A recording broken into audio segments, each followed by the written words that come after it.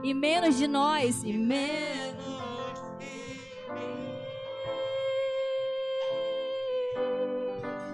de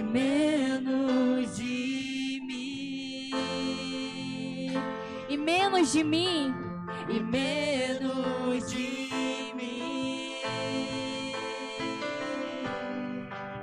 e menos de mim.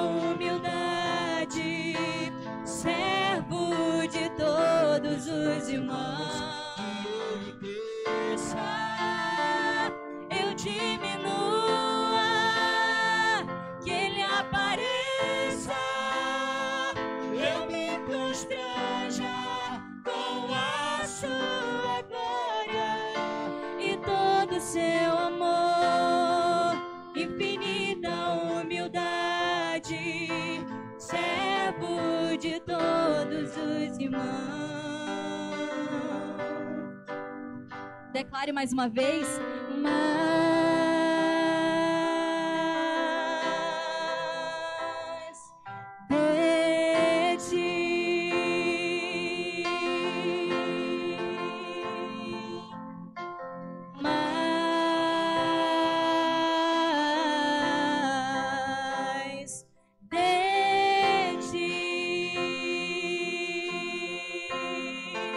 E menos de mim,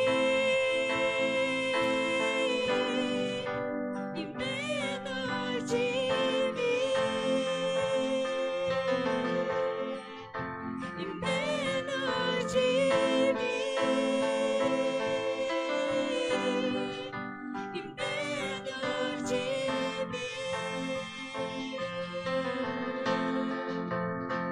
Que Ele cresça, eu diminua, que Ele apareça, eu me constranja com a sua glória e todo o seu amor, infinita humildade, servo de todos os irmãos. Que Ele cresça, eu diminua, que Ele apareça, eu me constranja com a sua glória e todo o seu amor, infinita humildade, servo de todos. Que Ele cresça, que Ele cresça, eu diminua, que Ele apareça, eu me constranja com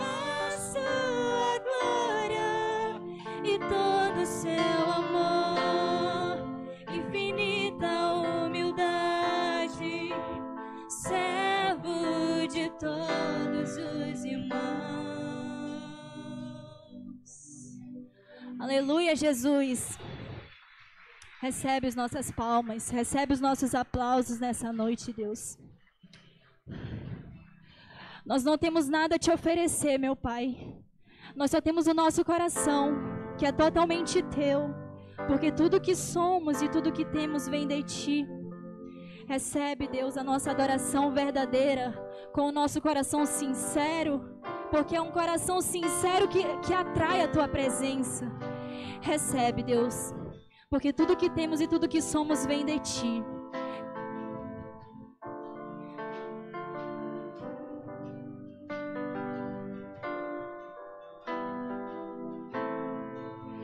Que darei eu a ti por todos os teus benefícios. Que darei eu a ti por teu amor e sacrifício. Tudo que sou, tudo que tenho, vem de ti, amado Deus. Te entregarei o meu louvor como oferta de honra, Senhor. Gratidão do meu coração, recebe agora o aroma suave. Eu me consagro.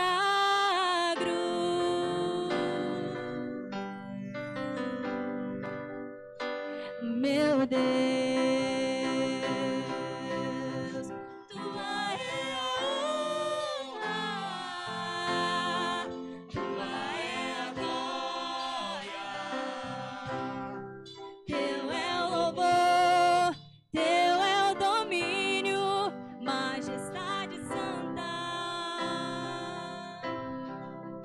Que darei eu a ti por todos os teus benefícios.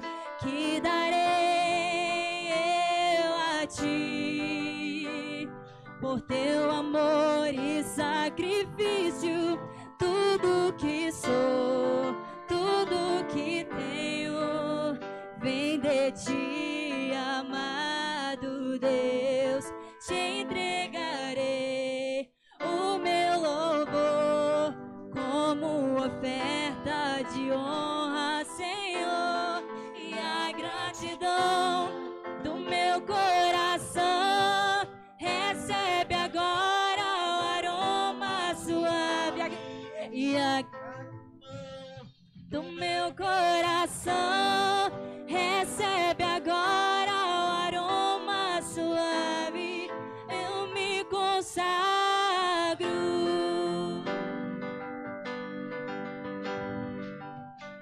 Meu Deus,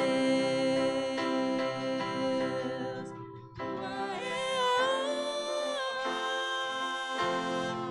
tua é a glória,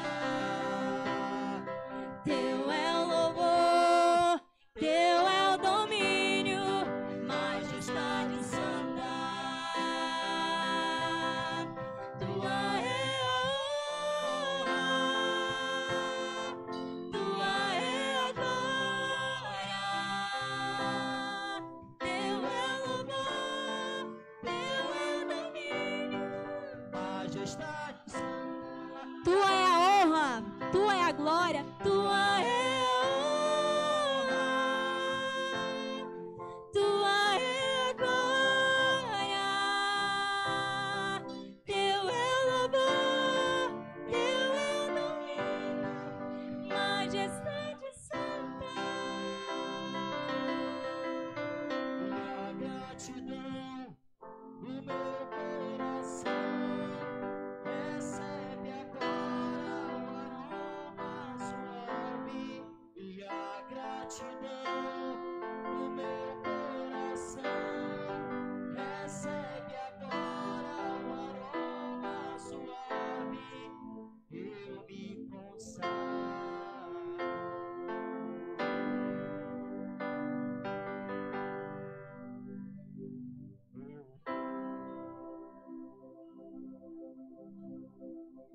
Aleluia, glória a Nós Deus. vamos continuar a nossa caminhada, que já está quase chegando ao fim.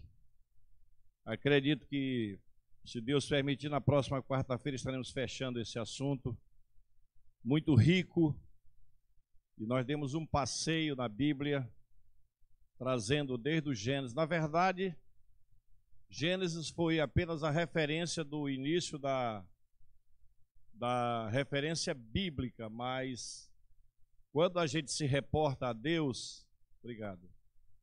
Quando a gente fala de Deus, no caso Deus Pai, Deus Filho e Espírito Santo, a gente entra no... A gente não pode dizer tempo, porque se for tempo não é mais eternidade, mas a gente entra na esfera da eternidade, porque aquela palavrinha que aparece lá no princípio, lá em Gênesis, que é a primeira palavra, no princípio, está falando das coisas criadas, do plano de Deus, da execução do seu plano de criação. Quando se fala em Deus, de fato e de verdade, nós entramos no nível de eternidade, porque Deus, ele não era e nem será, ele é. Por isso ele usa a expressão, eu sou o que sou, né? Mas nós pegamos ali do Gênesis para ter aquela referência de início. Por quê que nós fazemos isso? E por que que a gente olha dessa maneira? Porque nós olhamos dentro do nosso tempo. Porque se a Bíblia em si toda, alguns pontos retratam a questão da eternidade, mas em muitos pontos da Bíblia se retrata ao nosso tempo, se reporta ao nosso tempo, para a gente poder entender e se encaixar. Porque dentro de um plano eterno, nós, na mente, no coração e no propósito de Deus, nós já estamos inseridos. Mas, embora façamos parte de um plano eterno que está fora do tempo, houve um tempo que nós fomos concebidos. Imagina aí. Fazemos parte de um plano eterno, que é o todo. Mas houve um dia da sua concepção, 9 meses, alguns casos 6 meses, 7 meses, 8 meses, no ventre da mãe, depois nasceu, e a partir dali, então, você comemora todo ano o seu aniversário. Então, tem coisas na Bíblia que é trazido para o nosso tempo, para o aspecto do mundo, que é para a gente poder ter um entendimento. Então ali, quando fala no princípio, Deus criou os céus e a terra, no princípio da criação. Não pode se dizer que é no princípio da eternidade, porque a eternidade não tem princípio, e nem tem fim, e nem tem meio. A eternidade simplesmente é. E aí caminhamos, e eu sei que os alunos aí anotaram muitas coisas. Um aluno me ligou hoje e disse assim, dê uma volta, volte a fita aí para outra quarta-feira, que eu gazetei na quarta-feira passada, e eu quero pegar o que veio da quarta-feira passada. Eu já estou indo até mais longe, mais atrás, né? Para explicar isso, para que a gente tenha essa compreensão assim bem clara, bem detalhada. Quero dizer para vocês que ainda que alguns talvez até estejam achando que esse assunto está bem diluído e bem, como é que eu posso falar, bem comentado. Gente, isso aqui a gente não caminhou 1% da profundidade do que é o Espírito Santo de Deus. 1%. Você imagina 1%. E aí eu me reporto àquilo que a Bíblia fala a respeito de Deus. A gente lê a palavra de Deus e, por exemplo, no Salmo 104, quando eu falo do Salmo 104, eu me lembro do Valmir. E o Valmir gosta muito do Salmo 104, inclusive ele citou para mim que um dos versículos que mais chama a atenção dele, sabe qual é? Vai lembrar agora. Ele diz que fez o mar vasto e imenso e o monstro para nele folgar, que é a baleia. Um dos maiores animais, acho que é o maior animal aquático, né? E ali ela folga, brincando e louvando a Deus, né? O Salmo 104. E ali a gente lê no Salmo 104 assim, que Deus está sentado no alto e sublime trono, que Ele está revestido de glória e majestade,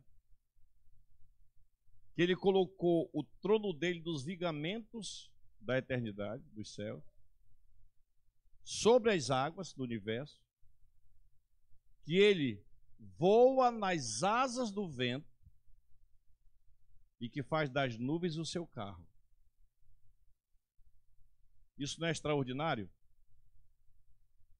Afora outros textos que falam da majestade e da glória de Deus. No livro de Neemias, ele diz que a glória de Deus ultrapassa. Presta atenção nessa frase, vê se você consegue encaixar aí na sua mente. Que a glória, a beleza, a majestade de Deus ultrapassa qualquer bem dizer. Você sabia que nem os anjos conseguem adorar a Deus como de fato Ele é? Por quê? Porque os anjos são seres criados também. Então, meus irmãos, aí que tem coisas que a gente imagina a respeito de Deus. Tem coisas que a Bíblia revela. E dentro dessa revelação, a gente começa a viajar. E aí a gente diz assim, Deus é soberano, Deus é majestoso, Deus é tremendo, Deus é maravilhoso, Deus é lindo, é espetacular, extraordinário, é surpreendente, é onipotente, é onipresente, é onisciente, é eterno, justo e bom, e tal, e tal, e tal. E tudo que você possa falar em todos os idiomas. Aí quando chega lá no livro de Jó, diz Deus mesmo, que a gente só conhece, a barra do vestimento dele. Olha só. Só as barras do vestido. É uma linguagem figurativa, é claro, mas é para dizer que o que nós vamos ver de fato é estupendo, é extraordinário. Olhos não viram, ouvidos não ouviram, não foi revelado a nenhum mortal. E qual será a maior glória na eternidade? As ruas de ouro de Jerusalém, da Nova Jerusalém? O mar como cristal? A maior glória de Jerusalém, que se reporta à eternidade, é a presença de Deus. Dessa presença que eu nunca mais vou sair. Eu acho lindo aquela música eu acho que é do pastor Paulo Sérgio, Paulo César, que fez aquela apresentação com a gente lá no Teatro Amazonas, e diz que existe um lugar onde o tempo pode parar, onde o mal não vai existir, onde o amor real vai existir, né? Onde o inimigo ausente estará. Nesse lugar perene, a maior dádiva sua e minha não é a coroa que a gente vai receber. Podia até ser sem coroa, apesar que eu vou com a minha coroa de glória. Entre, irmão, seja bem-vindo à casa de Deus.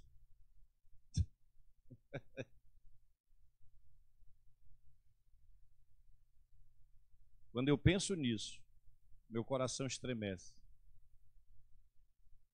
O fato de que não haverá mais assessor, intermediário. Eu não vou mais ter que entrar no meu quarto, dobrar o meu joelho e buscar a face de Deus no sentido de ser só no sentido espiritual e pela fé imaginar a presença dele. Não vai ser mais por imaginação. Como a gente pode dizer assim, vai ser ao vivo e a cores. A Bíblia diz que nós o veremos como ele é. Aí eu pergunto para vocês, vale ou não vale a pena a gente perseverar? Dizer não ao pecado, vencer as próprias limitações e doenças, para estar na presença dele. E fazer dele a razão de tudo. A razão do meu sim e a razão do meu não. A razão de estar num templo, seja numa quarta ou num domingo. Quando Deus se torna a razão de tudo aquilo que eu faço aqui, por essa esperança que está firmada na promessa que ele fez. E Paulo pega tudo isso e diz assim: depois de Cristo ter conquistado tudo, ele entrega tudo a Deus, o Pai, ele mesmo se sujeita ao Pai e apresenta a igreja para que sejam todos nele e tudo para ele. Isso é extraordinário. E se isso não tiver muito firme, muito claro na nossa mente, amados, a gente vai, nessa vida aqui chamada vida cristã, a gente vai desistir. Mas uma coisa é certa: quando você chegar lá na eternidade, porque você vai, eu acredito, uns vão ficar por aqui com o anticristo, mas os que forem,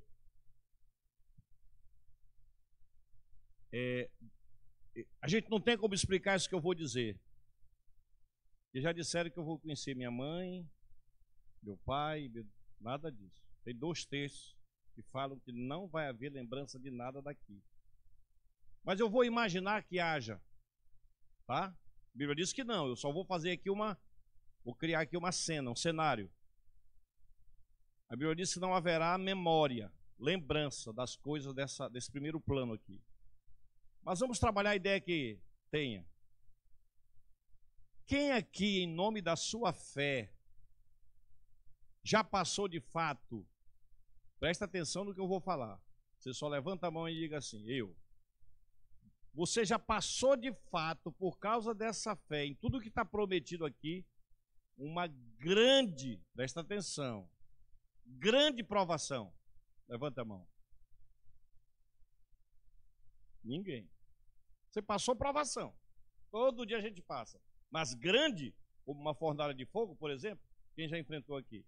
Só os cabeças de negro lá. Quem aqui já enfrentou literalmente uma cova com leões famintos e ferozes dentro? Ninguém. Quem aqui já experimentou o frio do fio de uma espada na garganta para se negar a Cristo? Também ninguém aqui. Então nós ainda não passamos uma grande provação. E eu imagino que muitos, até com uma pequena provação, por pouco estão barganhando, negociando a sua fé. Mas vamos dizer que você já passou. Mas para usar um exemplo, pastor, por que o senhor está falando disso aí, que não tem nada a ver com o Espírito Santo? Não sei. Mas ele está mandando eu falar, então tem a ver com ele.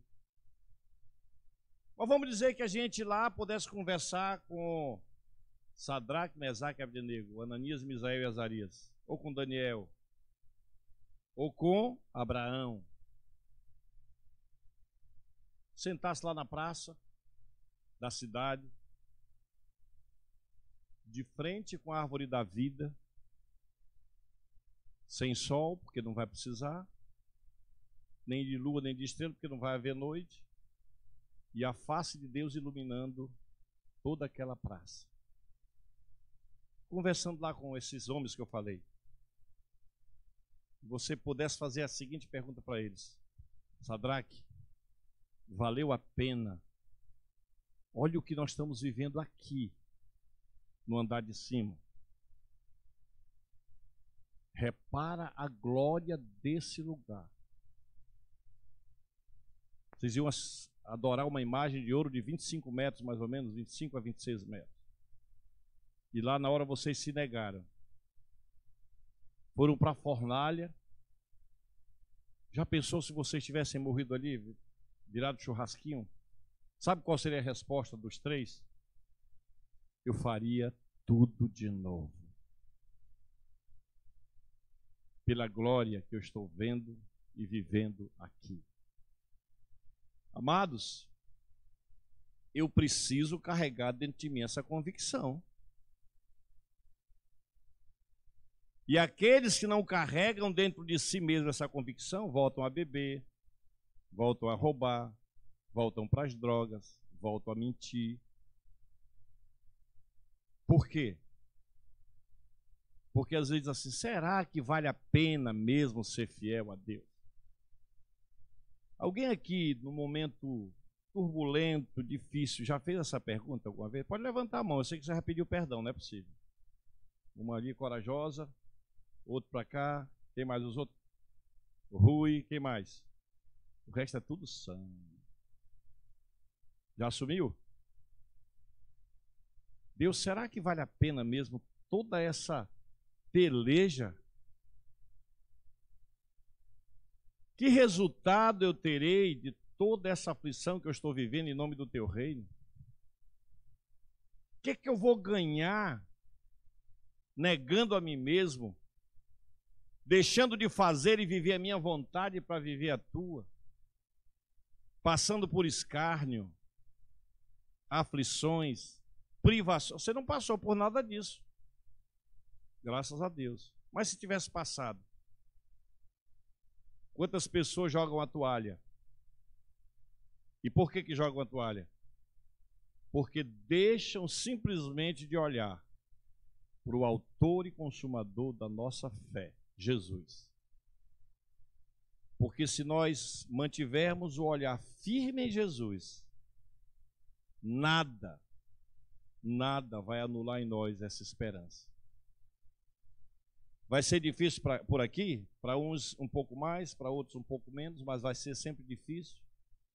Mas quando a gente chegar lá, se a gente pudesse lembrar, poxa, quantas vezes eu pensei em desistir de Deus, mas não desisti. Olha o que eu ganhei. Mas a gente não vai lembrar disso, graças a Deus. Mas se pudesse lembrar, quantas vezes eu fui me arrastando para ver, só eu e Deus sabia o que eu estava sentindo, mas eu fui assim mesmo. Aí a gente vai cantar aquela canção, né? Que valeu a pena. Mas a gente não vai lembrar de nada. Porque a eternidade, o plano eterno, a presença de Deus, o que nós vamos viver é tão especial, tão especial, tão especial, que não vale a pena nem lembrar do melhor dia nessa terra. Porque o melhor dia nessa terra que você tenha vivido aí, durante o tempo da sua vida, é nada, é um grão de areia diante daquilo que Deus tem preparado. Agora presta atenção, que a coisa fica linda e séria ao mesmo tempo. Aquilo que Deus tem preparado para aqueles que amam a sua vinda. Tem gente aí pedindo a Deus que ele não venha, porque tem um bocado de coisa para fazer. Com todo respeito ao seu projeto de vida, tem um projeto lindo, extraordinário, perfeito para você e eu vivermos.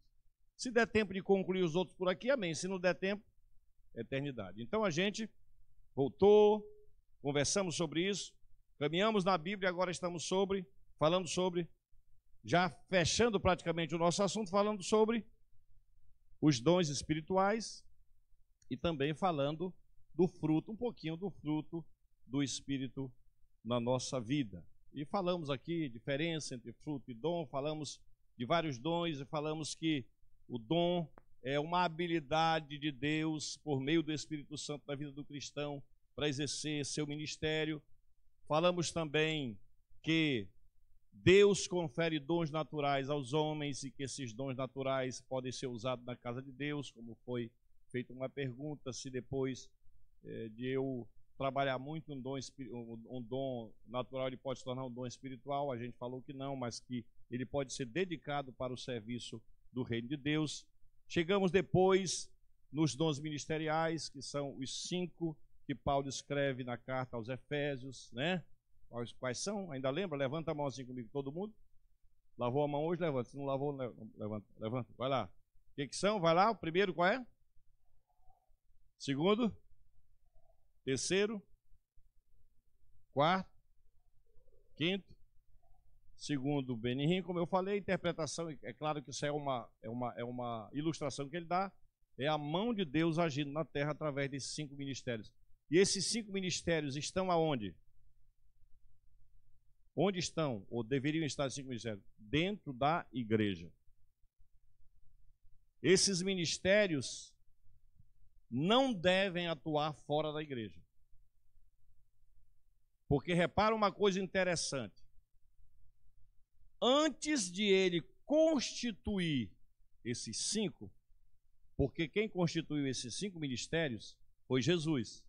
Quando você estuda lá em Efésios, ele vai estar falando. Sim, aqui os 12 ministérios. Sim, está aqui, né?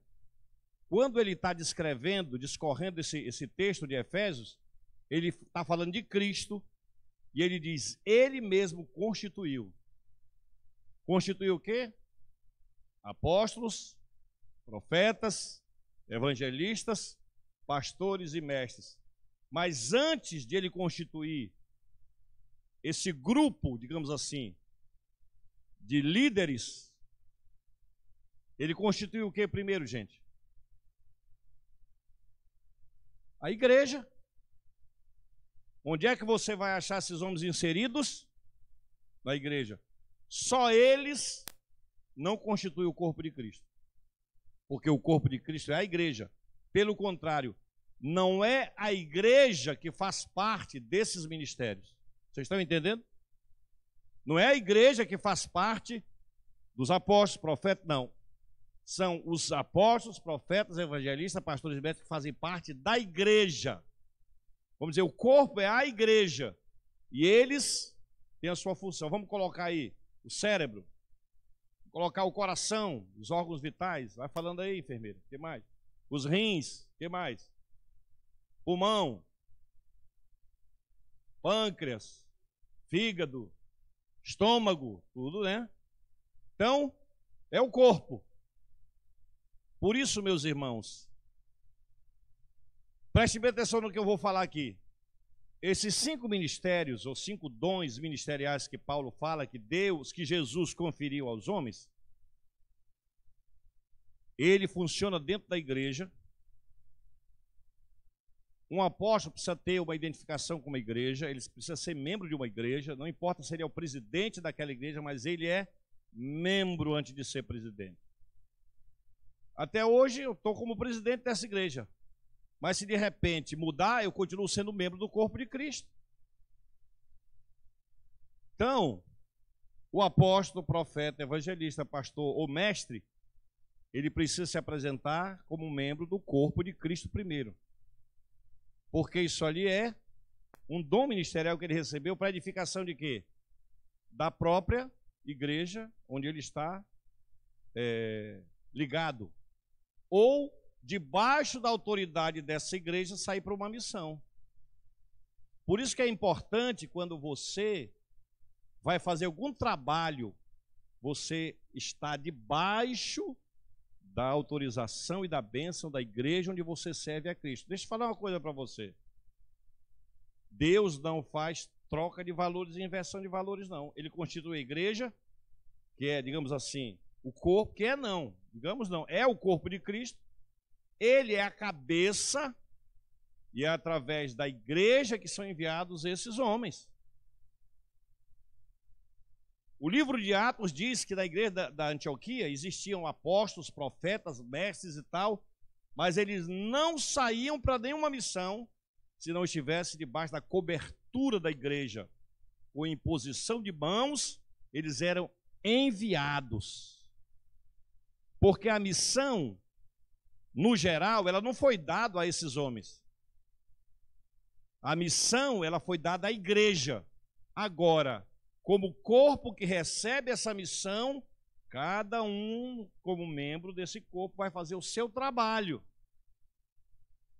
De que adiantaria o coração fora do corpo? Que serventia teria? Um pulmão fora do corpo? Os rins fora do corpo? Né? A língua, só dos falar, a língua não, a língua pode ir, dos fofoqueiros, mas não tem aqui.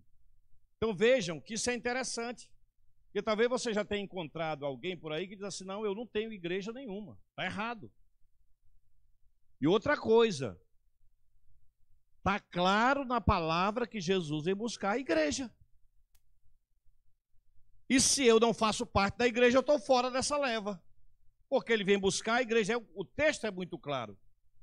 Então eu tenho que, sou pastor, sou isso, sou aquilo, mas eu sou membro de uma igreja, eu respondo a uma igreja, tem uma igreja que tem autoridade máxima porque ela é o corpo de Cristo funcionando, trabalhando aqui na terra, e Cristo é a cabeça da igreja.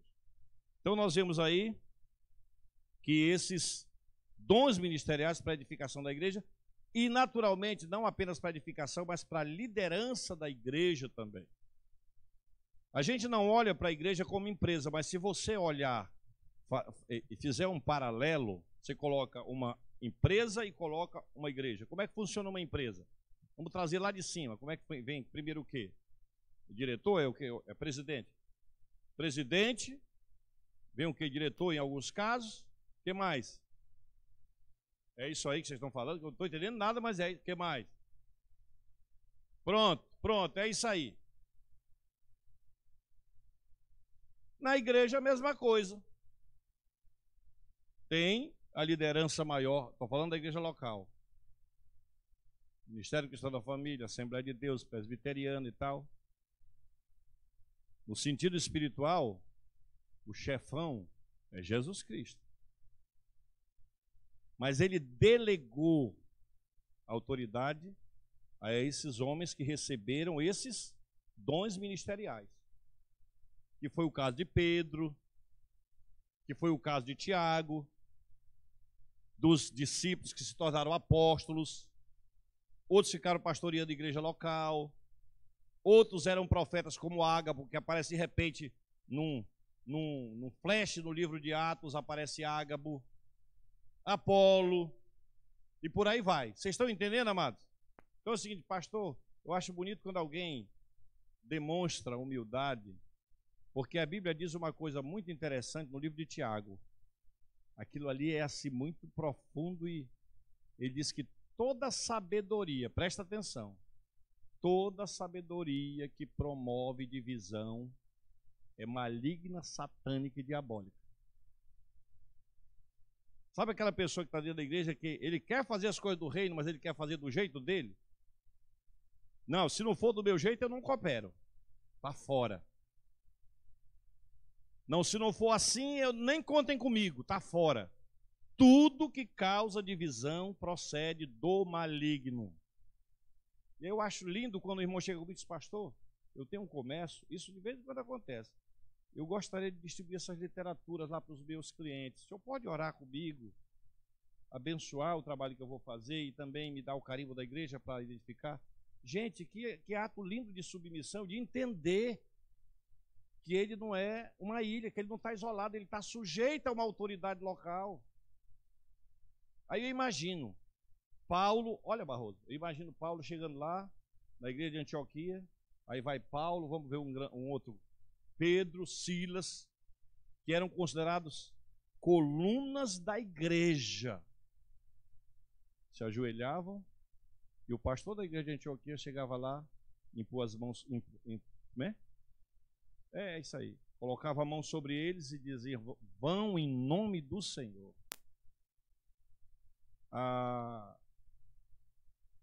Deus já pegou muitos pastores aí que se consideram muito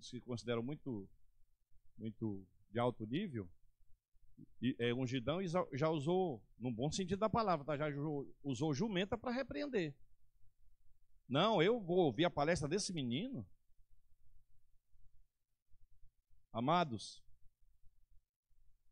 fruto do Espírito da nossa vida, ele produz obediência, fidelidade, submissão, humildade, simplicidade, amor, fidelidade, domínio próprio.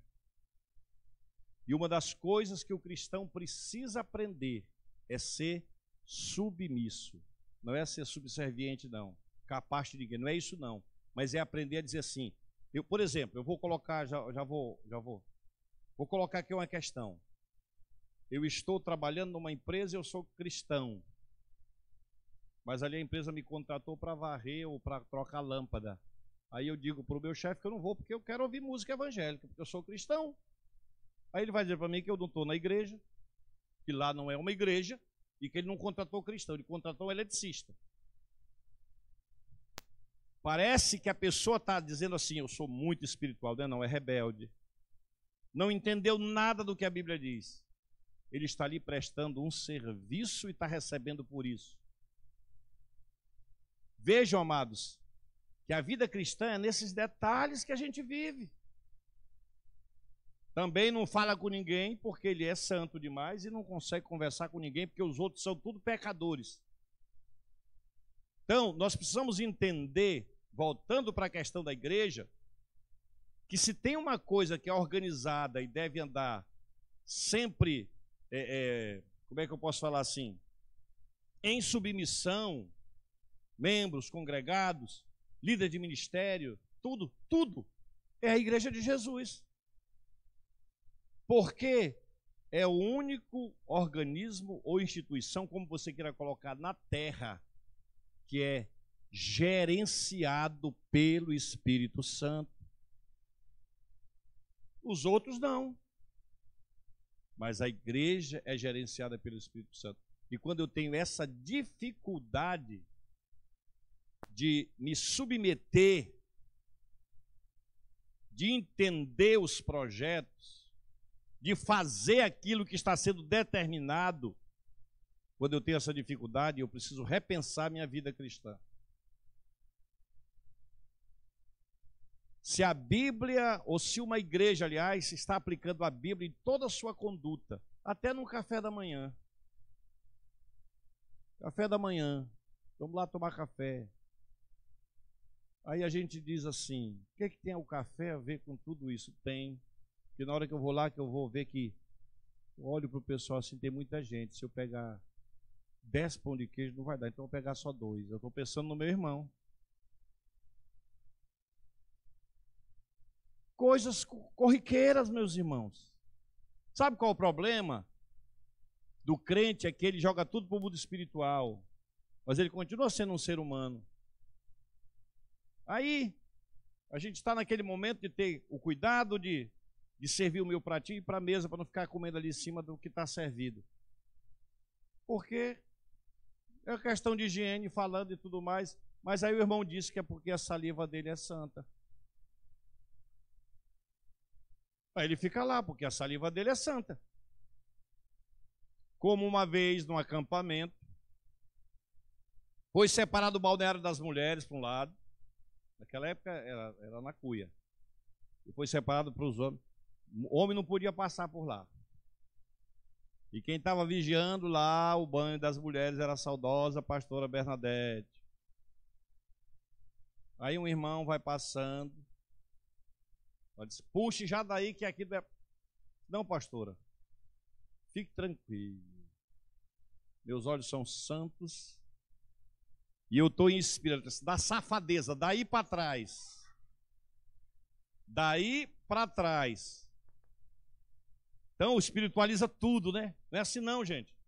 Então, eu não sei nem por que eu estou falando, mas ele sabe. Aí daqui a gente dá um comando para a igreja. Estou falando de obediência, porque obediência é fruto do Espírito. Gente, é assim, assim, assim, assado. Vou falar até da questão dos obreiros. Eu digo para eles assim, arrume as cadeiras desse jeito. Aí tem um monte de cadeira vazia, o irmão pega uma cadeira dali e vai sentar lá no fundão, não sei por que razão, sem nenhuma coisa que ele vai fazer. Aí a gente pensa assim, mas isso é muita bobagem, o pastor é muito chato, né? Não, porque se fosse para cada um arrumar a sua cadeira, ele deixava tudo empilhado, cada um pegava a sua. Uns vinham aqui para cima, outros iam lá para fora, ficar lá batendo papo. Não, ordem e decência, isso faz parte de uma vida cristã e faz parte do fruto do Espírito na nossa vida. Ah, porque pastor é o seguinte, aquele irmão, ele nem fala direito, sim, mas ele é líder daquele ministério. E aí?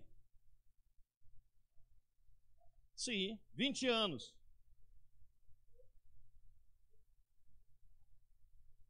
Exatamente, chegava na igreja onde, está falando de Timóteo, que tinha 20 anos, foi consagrado pastor, jovem e solteiro. Chegava lá na igreja de Timóteo, sabe o que o apóstolo Paulo fazia? Batia continência, porque ele era o pastor local. Saber respeitar hierarquia. Isso é de Deus. Espírito de humildade, de submissão. Quando eu chego na sua casa, sou seu pastor, mas eu me adequo às normas da casa. Não estou na minha. Lá na minha, quem manda sou eu, quer dizer. Então é assim, minha gente. Mas o que era, Thaís, mesmo? Que eu já até esqueci de ti.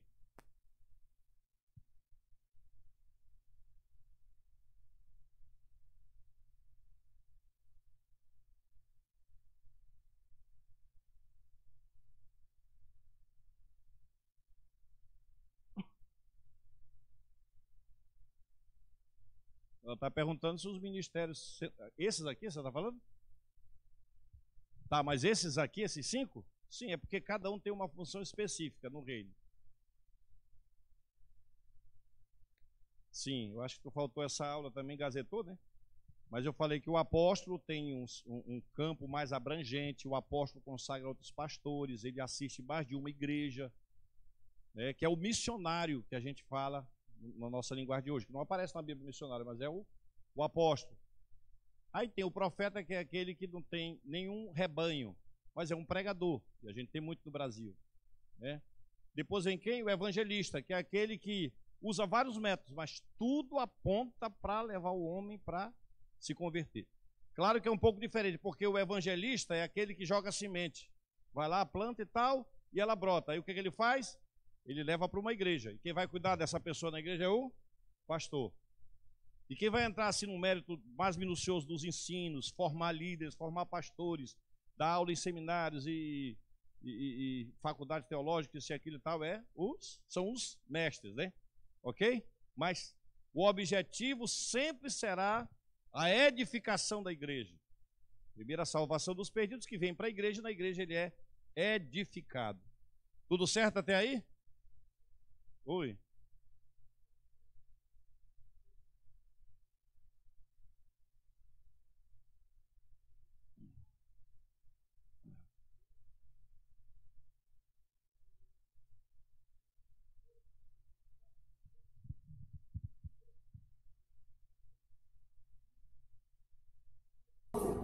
Denominos, autoproclamados, apóstolos e tal. Naquela época, havia no meio daquela época. Sim. Muito. Hoje, o rádio, a televisão, a internet, mostrou mais como é que acontece isso. Você entende que Deus não dá sossego desses que se autoproclamam, porque no último dia ele vai separar o jogo do trigo, mais ou menos assim, como é que é? Fizeram mais ou menos, não aparece na Bíblia, mas eu acredito que fizeram essa pergunta para Paulo, mais ou menos assim. Só que ele disse assim, olha, uns pregam com boa intenção, outros pregam para se gabarem, outros pregam para levar vantagem, mas ele diz assim, o importante é que Cristo está sendo pregado. E aí vai entrar aquela questão que o camarada vai chegar lá e dizer assim, quantos eu conduzi para o Senhor? Ele disse, pois é, mas eu não te conheço. Eu fiz isso aí, pois é, mas nunca se converteu. Tu usava a minha palavra, tu era um cara de uma boa fala. Agora olha para ti, tu tá perdido e um monte tu levou, conseguiu botar no céu. E tu não vai entrar. Então, meus irmãos, Paulo chega numa conclusão, uma redundância, que diz assim, o que importa é que Cristo está sendo pregado. Mesmo através de porfia. Já viu aquela questão assim, de repente a igreja sai para um trabalho e ali aquela pessoa, o que aquela igreja, o que o MCR está fazendo? Ele está fazendo um culto ali na Ponta Negra e olha que o pessoal está gostando. Rapaz, vamos fazer também? Que dia que eles fazem? Eles fazem dia de sexta, vamos fazer dia de quarta. Vamos dizer que seja uma porfia, né? Aí a pessoa vai lá, porque quem convence é o Espírito, é a palavra que manda, aí lá ganha 3 para Cristo. A motivação deles foi correta, eles quiseram disputar, concorrer, mas no final de tudo, pessoas foram salvas. Então, nesse aspecto, Paulo fala, porque Deus podia fazer assim, como você está dizendo. Esse não é, morre. E se eu não sou, eu já tinha ido, né? Esse não é, morre, tira esse, tira aquele. Não, mas deixa. Deixa, porque o importante é que o evangelho seja pregado. Amém? Eu ainda não cheguei no assunto de hoje. Bom, então vamos lá. Agora, para entrar no assunto de hoje, nós estamos trabalhando aí os dons, aí passou para os dons espirituais que a gente colocou, e aí tem uma perguntinha para nós. Pode passar isso aqui e colocar o primeiro slide aí para nós. Já está pronto? Vamos lá. Eu coloquei essa pergunta aí para a gente. Leiam aí, bem alto. O que está escrito?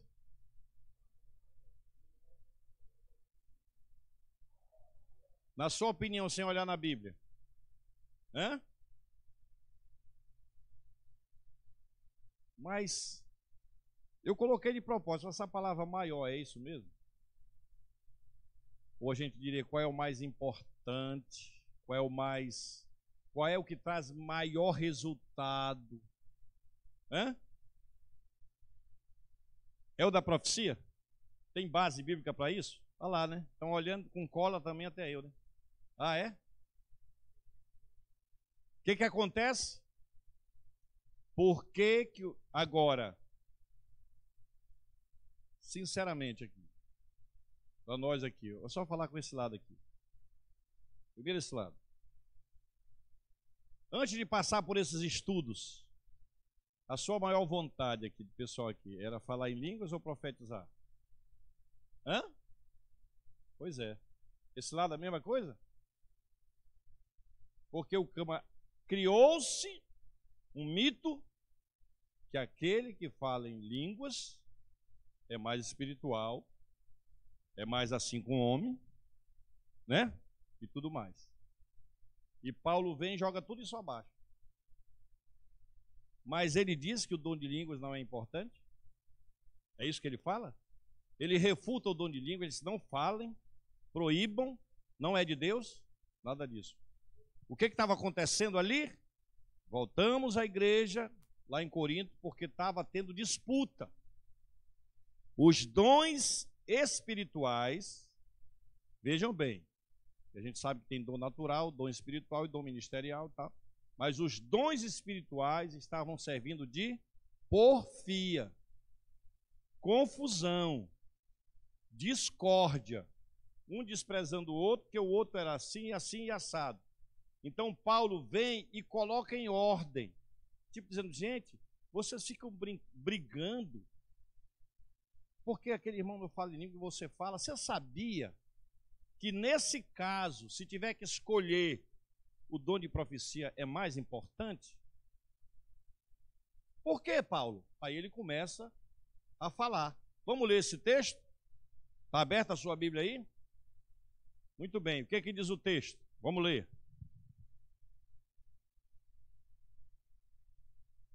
1 Coríntios 14, é isso? 14, de 1 a 4, vamos lá. Deixa todo mundo achar aí que não tem gente procurando. 1 Coríntios capítulo 14, versículo de 1 a 4, não é isso?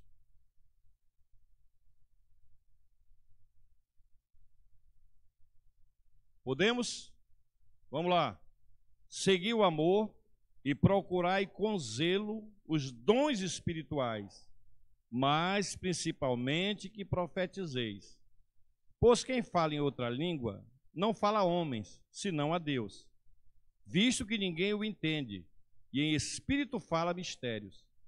Mas o que profetiza, fala aos homens, edificando, exortando e consolando.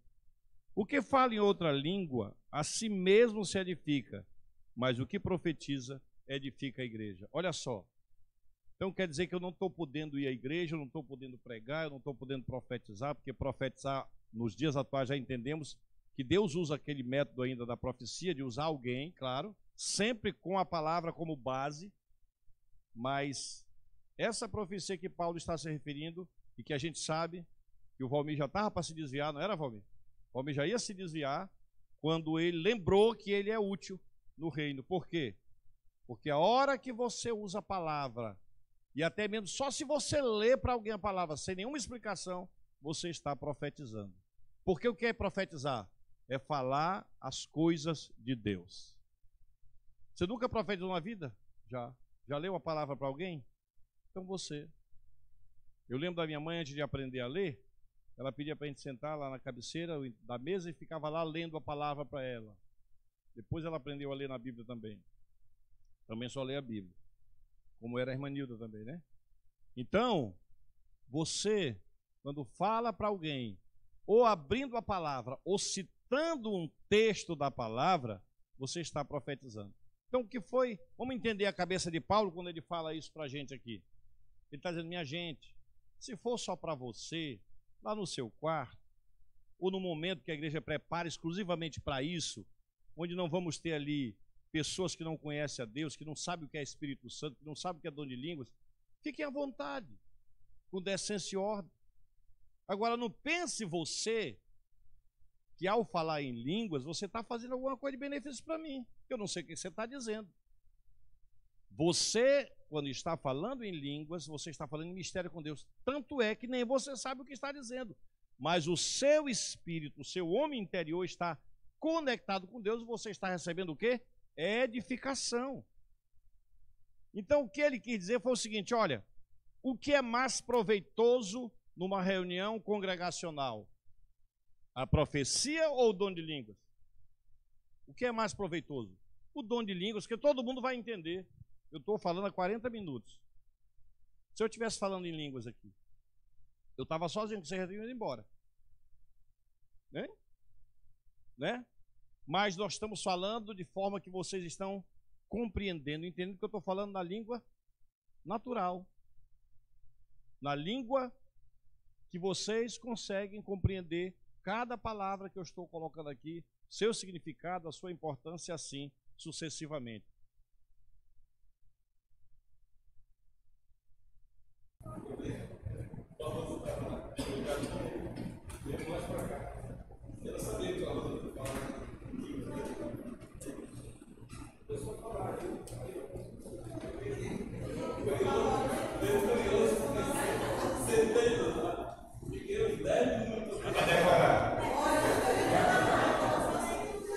Deixa eu perguntar.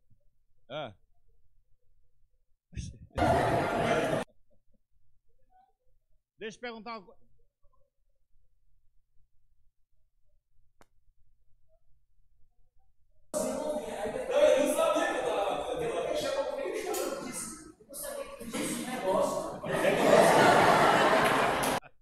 Deixa eu perguntar uma coisa aqui de vocês aqui.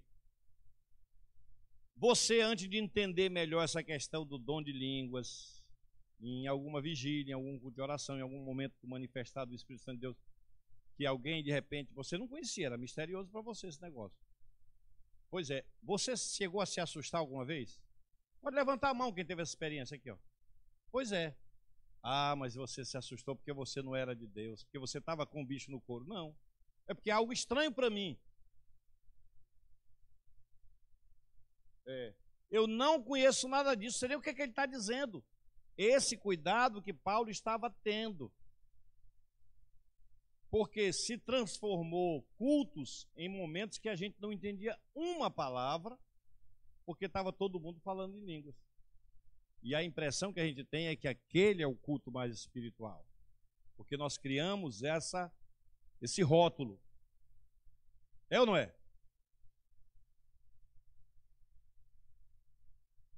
Sim. Mas se quer, você tem esse dom, exerça. Pode falar, meu.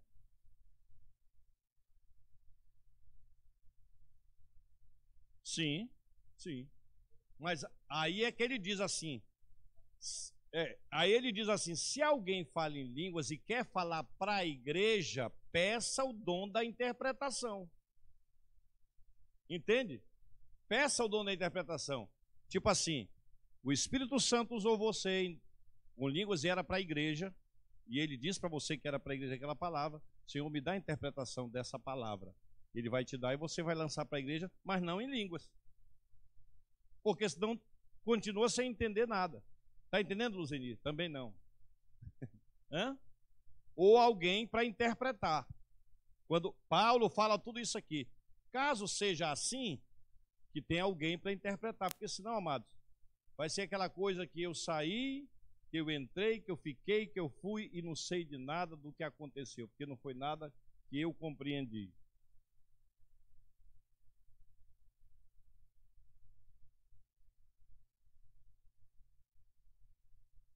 Vamos já chegar nesse ponto. Pessoal, é lógico que quando eu também, que tenho o Espírito Santo, sou sensível, aquele momento, ele me envolve na atmosfera. Mas não é porque o irmão está falando em língua, mas é porque o Espírito está presente. Vocês estão entendendo como é? Ora, Está aqui a fogueira. Quanto mais perto eu chego, mais calor eu sinto. Então, eu vou falar em língua porque o irmão está falando, aí vai se arrastando assim, né? Para chegar lá. Não! Não, não é isso não, gente. Não fica de perto que tu vai já começar também, quer ver? Não. Se você já tem o dom, ore em línguas à vontade. Quer ficar mais à vontade ainda? Lá na sua casa, no seu quarto, naquela liberdade que você tem. É lindo. Diga, filho.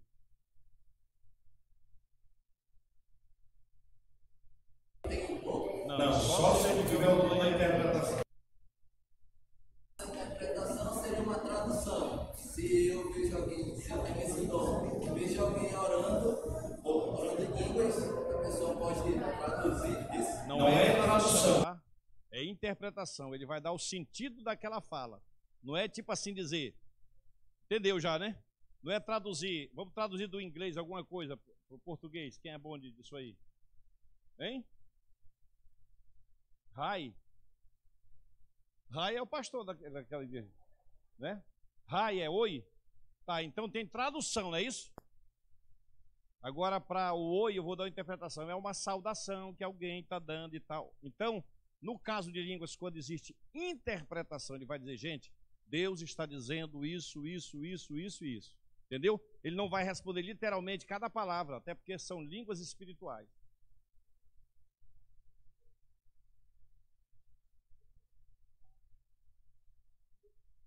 Calango encebado, né?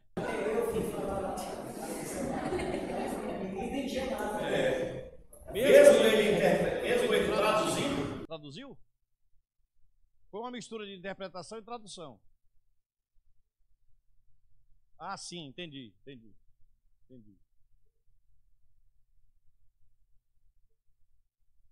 Na página 319, ele passa ali calango encebado. A interpretação disso seria assim, tão difícil para pegar naquela estrada que nem calando passaria por ali e tal, é a dificuldade do caminho, né? Isso seria a interpretação.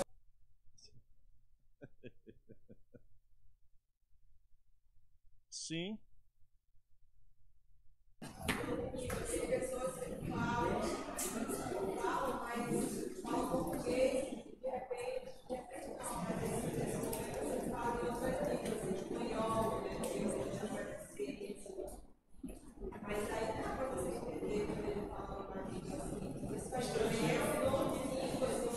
Sim, mas não seria dom de línguas Espirituais, certo? Foi o que aconteceu em Atos, lá no capítulo 1. Lembra lá? Faltou essa aula. Faltou. A primeira? Então, vamos ter que fazer um curso particular. É assim o seguinte, falar em Deus capacita, o Espírito Santo pode capacitar alguém a falar os idiomas, que foi o que aconteceu em Atos. Ali não foi língua de anjos, nem línguas espirituais, foram línguas maternas. Vamos colocar aqui, português, espanhol, italiano, francês, naquele momento aqui. Lá não foi dom de línguas espirituais. Depois ele te dá essa aula aqui, ele não faltou nesse dia.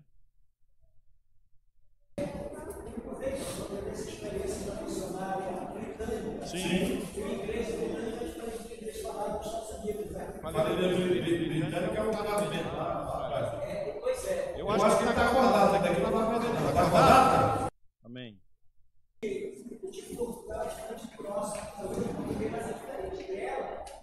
Ela pregava e via um tradutor do intérprete do lado dela. Ela começou a se chatear porque ela dizia, e aí, Jesus? Aí ela o tradutor, aí Jesus. Então falava de uma emoção, do ímpeto, do Espírito Santo. O que ela fez? Orou a Deus. Primeiro dia, pediu para Deus para que ela falasse em português. Eu não precisava de ninguém. Não quero intérprete, o Espírito Santo habilitou. Habilitou. Quando foi um dia lá, só que ela pediu para falar em português, ela falava em português, falava em Portugal. Acho que todo mundo entendia. Porque Jesus na cidade, não sei o que, mas todo mundo entendia. E ela falou, pregou 2 horas pregando. Quando terminou, ela voltou a falar em inglês de novo e vai deu o recado saindo. Isso foi uma habilidade do Espírito Santo num dom natural. dom natural, porque ele fez com que ela falasse numa língua natural. Correto? Tem mais pergunta não, né? Só para me passar aqui, não é isso? Tudo certo? Então vamos continuar caminhando aqui. Vocês estão ouvindo aí atrás? Estão ouvindo a pastora? A importância dos cultos de oração, momentos que a igreja promove, de vigília, são momentos bem propícios para aqueles que não são batizados, nessa hora, nesse dia, nessas reuniões, serem envolvidos e são batizados também. O Deus contou a experiência, o Paulo estava orando ali e ele se aproximou. E de repente ficou todo arrepiado e estava chorando também. Então ficou emocionado. E o que acontece muitas vezes? A gente faz, na verdade a gente é difícil, tem estado assim, nosso momento de vigília bem distante. Mas os nossos cultos de oração, a gente pode até proporcionar mais momentos de oração, momentos de busca, né? É o momento que a igreja está só nós, não tem visitante, porque a nossa preocupação, amados, é fazer um momento desse domingo, que tem convidado que não vão entender, que vão sair daqui escandalizados, com medo, né? Então, assim, a gente procura com sabedoria não escandalizar, como fala aqui no livro de Coríntios, né? Os dons em face aos visitantes na igreja. Então, a gente tem que ter cuidado. Mas uma sexta-feira, a gente pode proporcionar esse momento. Aqueles que são batizados, a gente fazia muito isso. Faz um círculo, e os que não são ficam dentro, quem quiser, né? E ali a gente tem um resultado bom. Aqueles que não são batizados, mas ficam, são visitados, não é? Chegam perto da busca ali. São renovados. Então, esse momento é um momento para a igreja, de intimidade, só nosso. Então, ele vai, tipo assim, sem microfone, porque às vezes tem gente que, pastores, grandes pastores, estão pregando, estão tomados e ficam com o microfone na mão falando em línguas. Isso aí, eu não concordo. Algumas vezes eu ali pregando, eu fui tomada, e eu acho que ninguém nem percebeu. Tira o microfone, né, de maneira, porque não vai trazer edificação, porque tem convidado, tem isso e aquilo. Quantas vezes aqui nessa cadeira, que aqui é o meu cantinho, eu sou tão edificada e abençoada através do Valmir. Quase todos os domingos, o Valmir, no cantinho dele, ele ora em línguas. Domingo, no louvor, foi um louvor abençoado, eu ali, orei em línguas, fui abençoado e vocês nem perceberam, porque eu não vim para cá fazer e levantar saia, e pula para o lado, e pula para o outro. Então, é com decência e com ordem que a Bíblia diz. E a gente sai edificado, né? Quem vive essa experiência. Então, a igreja, aqui a nossa igreja, amados, ela é renovada. E você tem liberdade de ser abençoado no seu canto, na sua cadeira, na hora do louvor, na hora da pregação, né? Sem exagero, sem vir para o corredor, gritar e levantar a mão e dar tapa no outro, porque eu não vou perder o meu sentido. Eu vou aqui, eu vou orar, eu vou adorar, eu vou ser tomada, né? Agora sair, pega a cadeira e rebola e dá arpoada e sai de rua abaixo descendo, isso aí já é outra coisa estranha, né? Não é a unção do Espírito Santo. Então, a nossa igreja é uma igreja batista renovada. Nós não podemos esquecer disso. Então, toda hora é hora para você ser abençoado, ser cheio. Quando a gente sai de casa com a proposta de adorar o Senhor e sair daqui abençoado, a gente se entrega mesmo, né? No louvor, na pregação, sem muito barulho, no silêncio, no secreto. Mas quando há a oportunidade da gente se falar mais alto e orar mais alto, a gente vai fazer.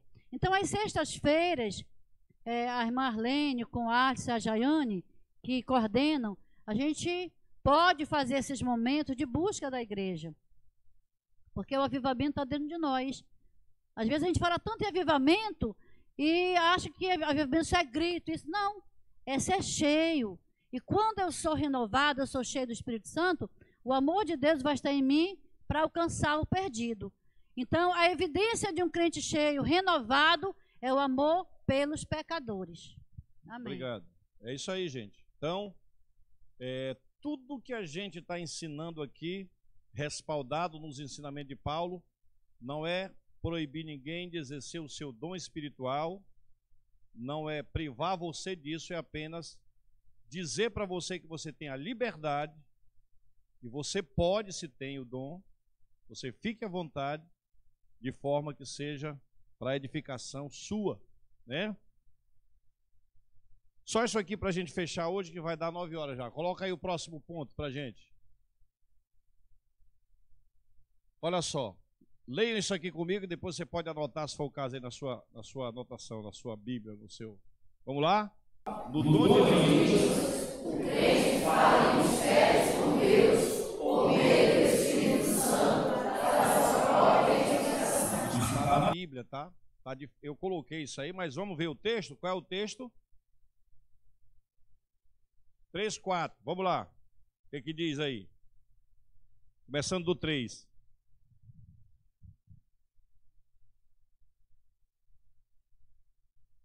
Eu acho que está invertido aí, não está não, gente, a referência? Espera aí, deixa eu só ver uma coisa aqui. Tá certo, é isso mesmo. Não, tá errado, é 2:4. É que vocês só inverteram a questão. Vamos ler o 2:4. 2, aí você pula o 3. Vamos lá, o que diz? Pois quem fala em outra língua não fala a homens, senão a Deus, visto que ninguém o entende, e em espírito fala mistérios. Mas olha o espírito minúsculo. Não é o Espírito Santo. O seu espírito está interligado com Deus por meio do Espírito Santo, o espírito humano, o seu espírito de homem, de ser, e você está falando mistérios. Nem você entende o que está falando. Nesse caso, pastor, como é que eu estou sendo edificado se eu não entendo o que eu estou falando? Exatamente por isso que, se você que está falando não entende, imagina os outros. Mas como eu sou edificado? Porque o meu espírito, o meu homem interior está em conexão com Deus. É claro que tem uma edificação, é claro que tem um crescimento nisso, é claro que tem uma comunhão ligada entre eu e Deus. Então, no dom de línguas, olha só a diferença, você já vai ver aí, os curiosos vão perceber. No dom de línguas, o crente fala em mistérios com Deus por meio do Espírito Santo para a sua própria edificação. Olha a diferença agora. Passa o próximo slide. No dom de... Dá trabalho. No dom de profecia, o crente... Olha, está tudo igual. O crente fala ou prega a palavra de Deus por meio do Espírito Santo para a edificação dos ouvintes, ou seja, a igreja. Olha, é o mesmo Espírito, mas agora está exercendo um outro dom.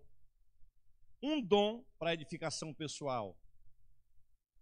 Não é que se de repente você num culto de quarta-feira, de sexta-feira ou domingo for tomado e ali do seu lado começar a falar em mistérios, alguém até do lado ouvir, isso não é que a gente está dizendo que agora pronto, pastor, quando for eu tenho que engolir. Não é isso, mas também não é chamar atenção para si. Porque isso estava acontecendo. Já que eu falo em línguas, eu vou falar mais alto que todo mundo vai voltar a atenção para mim. Não. Se do teu lado tem pessoas espirituais, vão entender aquilo ali, vão saber que você está cheio da graça e da presença de Deus, você está falando em línguas com Deus, está falando mistério, sem nenhum. Aí o irmão vai falando lá até o momento que ele termina de falar e ele foi edificado.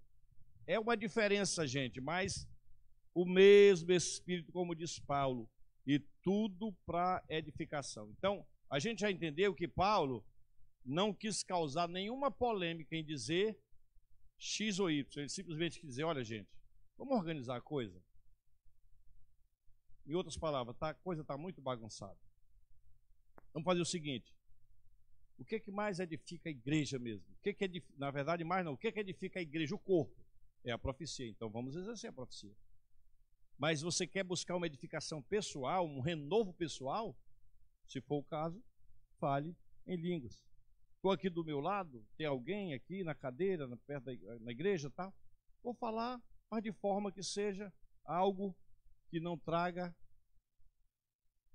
confusão, escândalo, e assim a gente vai sendo edificado. No dom de línguas, quem é edificado é quem fala, correto? O texto está muito claro. No dom da profecia, a igreja é edificada. E qual é o fruto que a profecia gera na vida da igreja? Na outra quarta-feira a gente vai estudar os 3, tá? Edificação, exortação e consolação. E desde já eu vou passar para você o seguinte: exortar não é repreender. Exortar não é repreender, tá? Só para... Eu tenho que dizer assim, fulano gosta muito de exortar, ou seja, repreender, chamar atenção, puxar a orelha. Não é isso. Dentro do contexto que Paulo fala que a profecia, ela serve para quê? Para quê a profecia? Vocês já foram embora para casa, só está o corpo aqui, né? Os 3 aspectos quais são? Na outra quarta. Edificar, exortar e consolar.